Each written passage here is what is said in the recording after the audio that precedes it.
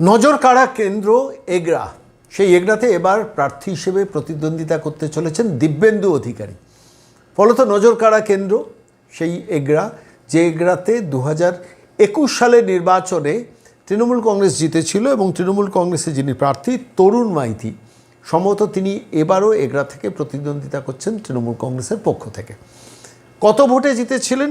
তার মার্জিন ছিল 18,491। 18,491 ভোটে বিজেপির অরূপ দাসকে হারিয়েছিলেন 2021 বিধানসভা নির্বাচনে। এগরা যদিও পূর্ব মেদিনীপুরে, কিন্তু পশ্চিম মেদিনীপুর যে লোকসভা আসন, সেই লোকসভা আসনের মধ্যে পড়ে এগরা।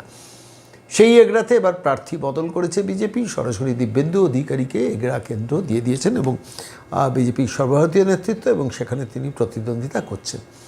আমি একটু ফ্ল্যাশব্যাকে চলে যাব 2016তে এগরাতে যিনি তৃণমূল কংগ্রেসের প্রার্থী ছিলেন, জিতেছিলেন সমরেশ দাস, 1,13,334 ভোট পেয়েছিলেন। 1,13,334 ভোট পেয়েছিলেন। তরুণ মাইতি 2021 নির্বাচনে তৃণমূল কংগ্রেসের পক্ষ থেকে দাঁড়িয়ে ভোট পেয়েছেন 1,25,763, অর্থাৎ 1,13,000 থেকে প্রায় 12,000 ভোট বাড়িয়ে 1,25,763 ভোট পেয়ে জিতেছিলেন তরুণ মাইতি তৃণমূল কংগ্রেসের। এবার প্রার্থী বিজেপি বদল করেছে, অরূপ দাস পেয়েছিলেন গতবার 1,07,272। সেইখানে এবার দিব্যেন্দু অধিকারী প্রতিদ্বন্দ্বিতা করছেন। এই সিটটা কি তরুণ মাইতির কাছ থেকে দিব্যেন্দু অধিকারী ছিনিয়ে আনবেন? আমি একটু স্ট্যাটিস্টিক্সে যাব, অন্য অঙ্ক। লোকসভা নির্বাচনে কি হয়েছে? শেষ লোকসভা নির্বাচন, যেখানে পশ্চিম মেদিনীপুর আসনের মধ্যে এই এগরা কেন্দ্র ছিল, সেই এগরাতে পশ্চিম মেদিনীপুর কেন্দ্রে অগ্নিমিত্রা পল ছিলেন, মেদিনীপুর আসনে অগ্নিমিত্রা পল ছিলেন বিজেপির প্রার্থী। তার প্রতিদ্বন্দ্বী ছিলেন জুন মালিয়া। এই এগরা কেন্দ্রে অগ্নিমিত্রা পল লিড পেয়েছিলেন 8,998, যেখানে দাঁড়িয়ে 18,491 ভোটে 2021 নির্বাচনে তরুণ মাইতি জিতেছিলেন তৃণমূল কংগ্রেসের। সেই জায়গায়, সেই বিধানসভা সেগমেন্ট ওয়াইজ যে 2024 লোকসভা নির্বাচন হয়েছিল, অর্থাৎ 2021 পর 3 বছর বাদে, সেখানে কিন্তু বিজেপি লিড এস্টাবলিশ করেছিল এবং সেখানে 8,998 ভোটে জুন মালিয়াকে অগ্নিমিত্রা পল হারিয়েছিলেন লোকসভা কেন্দ্রের রেজাল্ট ভিত্তিক। আমি ঠিক এই প্রেক্ষিতে দাঁড়িয়ে এখন কি হচ্ছে সেটা নিয়ে পর্যালোচনা করছি। আমরা গ্রাউন্ড জিরো থেকে কিছু রিপোর্টিং কালেকশন করছি, কিন্তু তার আগে আরও একটা তথ্য আপনাদের কাছে দেবো। দেখুন, এই সেগমেন্টে আমরা প্রত্যেক দিন কিছু তথ্য নিয়ে আপনাদের কাছে আসি। এই সেগমেন্টে একটু ভালো করে খেয়াল করে দেখুন যে 2016 চলে যাব। 2016 কিন্তু তৃণমূল কংগ্রেসেরই প্রার্থী সমরেশ দাস জিতেছিলেন, তার ভোট 1,13,334। তার বিপক্ষে কে ছিলেন? ডিএসপি, বামফ্রন্টের ডিএসপি শেখ মাহমুদ হোসেন, তিনি পেয়েছিলেন 87,378। এবার বামপন্থী প্রার্থী 2021 কত পেলেন? বামপন্থী প্রার্থী কন্টেস্ট করেনি, কংগ্রেসের মানস কুমার কর মহাপাত্র কন্টেস্ট করেছিলেন এবং 5,086 ভোট পেয়েছিলেন। অর্থাৎ বামেদের এবং কংগ্রেসের জোটের যে 87,378 ভোট ছিল 2016 নির্বাচনে, সেইটা নেমে এসে দাঁড়ালো শুধুমাত্র কংগ্রেসকে সিপিএম সমর্থন করার পরও 5,086। অন্যদিকে বিজেপির যিনি প্রার্থী ছিলেন 2016 নির্বাচনে, মিনতি সুর, তিনি পেয়েছিলেন 13,002 ভোট 2016 সালে বিজেপির প্রার্থী হিসেবে। সেই 13,002 ভোট 2021 নির্বাচনে এসে দাঁড়ালো 1,07,272। 1,07,272, অর্থাৎ শেষ পর্যন্ত হিসেব বলছে প্রায় 94,000 ভোট বিজেপি বাড়িয়েছে 2016 থেকে 2021, অর্থাৎ ভোট ব্যাংকটা সংহত হয়েছে বিজেপির। 94,000 ভোট লিড নিয়েছে বিজেপি 2016 থেকে 2021 ডিফারেন্স। আবার লক্ষণীয়, লোকসভা নির্বাচনে 2024 এগরা কেন্দ্রে তৃণমূল কংগ্রেস প্রার্থী 8,000 ভোটে পিছিয়ে ছিলেন, যদিও 2021 নির্বাচনে, বিধানসভা নির্বাচনে এই তরুণ কুমার মাইতি 18,000 ভোটে লিড নিয়েছিলেন। এবার প্রশ্নটা হচ্ছে, এই 2021 পর থেকে 2026 ক্রমাগত চাকরি চুরি, গরু চুরি, কয়লা চুরি, পাথর চুরি, মানে বেসিক্যালি তৃণমূল দলটা তো চোরেদের দল।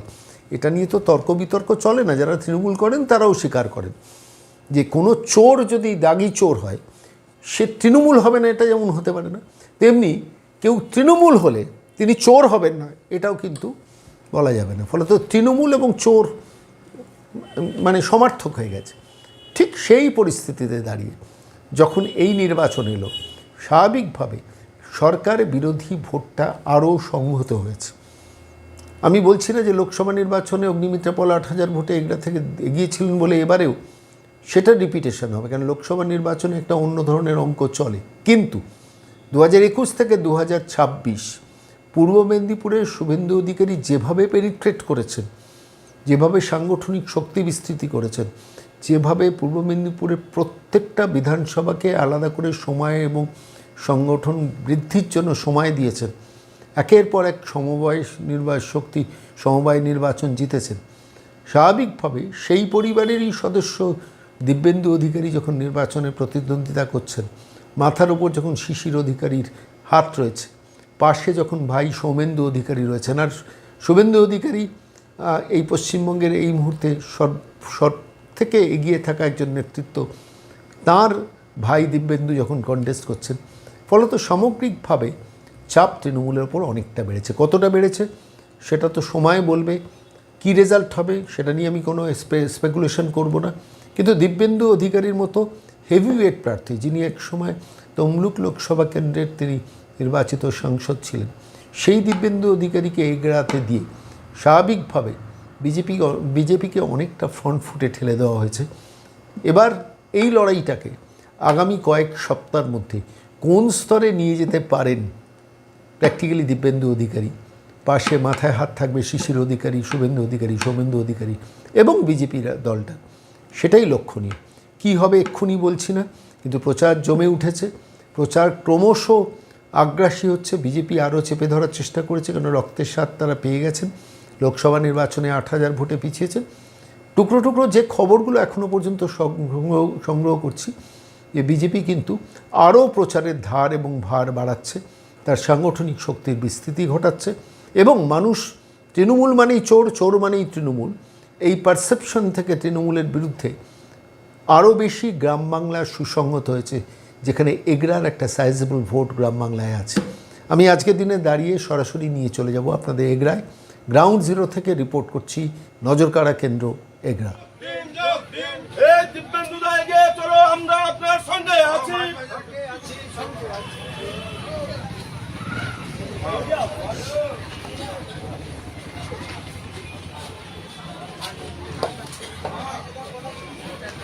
ভারত মাতা কি জয়, ভারত মাতা কি জয়। এই এগরা বিধানসভার প্রার্থী দিব্যেন্দু দাগের আগামী 23 মে পদ্মফুল চিহ্নে ভোট দিন, ভোট দিন, ভোট দিন। এই নরেন্দ্র মোদী দাদাভাইয়েরা শপথ নিন, পদ্মফুল চিহ্নে ভোট দিন। এই 23 মে আসছে দিন, পদ্মফুল চিহ্নে ভোট দিন। এই পশ্চিমবাংলার দামাল ছেলে শুভেন্দু দাস জিন্দাবাদ, জিন্দাবাদ, জিন্দাবাদ। এই পশ্চিমবাংলার দামাল ছেলে শুভেন্দু দাস স্বাগতম, স্বাগতম, স্বাগতম। এই বালিকার পূর্ণ ভূমিতে দিব্যেন্দু দাস স্বাগতম, স্বাগতম, স্বাগতম।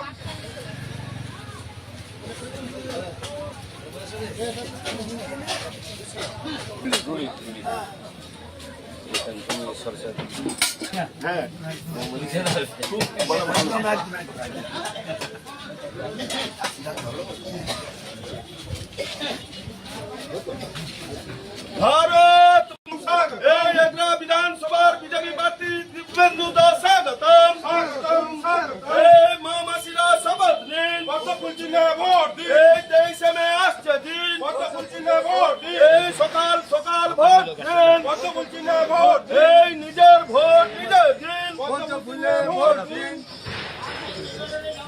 বাজারে সব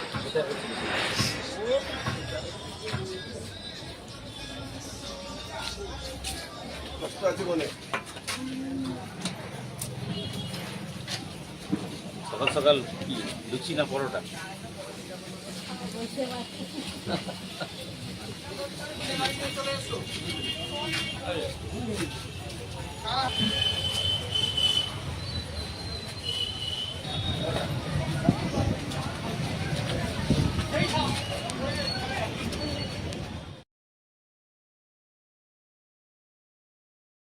নমস্কার।